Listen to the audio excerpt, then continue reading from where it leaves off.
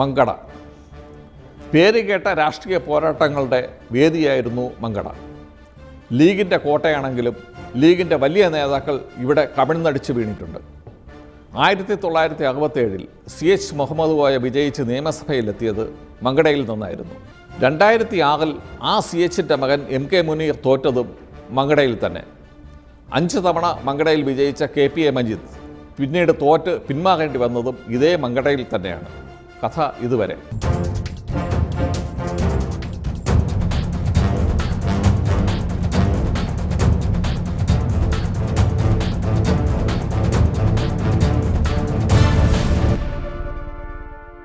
ലീഗിന്റെ വലിയ കോട്ടയായ മങ്കടയിൽ ആകെ നടന്ന 14 നിയമസഭാ തെരഞ്ഞെടുപ്പുകളിൽ 4 എണ്ണത്തിലൊഴികെ മറ്റെല്ലാത്തിലും മുസ്ലിം ലീഗ് വലിയ മുന്നേറ്റം നടത്തിയിട്ടുണ്ട്.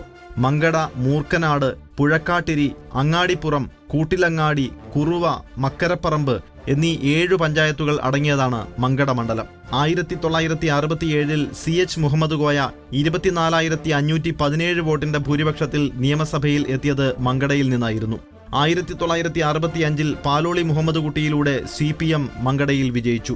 67 CHലൂടെ തുടങ്ങിയ മുസ്ലിം ലീഗിന്റെ കുതിപ്പ് 2001 വരെ തുടർന്നു.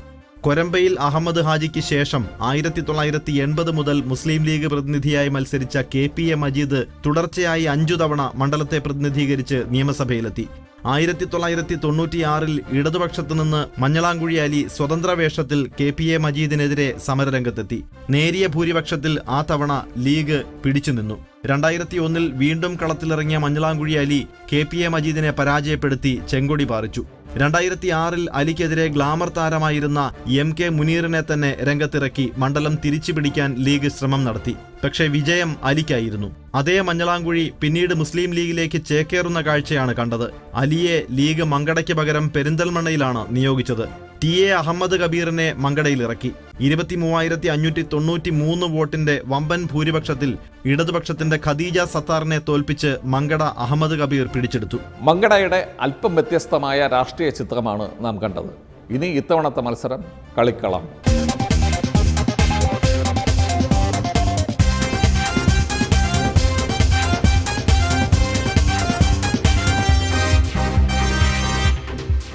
ഇടതുപക്ഷത്തിൻ്റെ പിടിയിൽ നിന്ന് മങ്കടയെ വീണ്ടും ലീഗ് പാളയത്തിലെത്തിച്ച sitting MLA TA Ahammed Kabeer തന്നെയാണ് ഇത്തവണയും UDFൻ്റെ സ്ഥാനാർത്ഥി.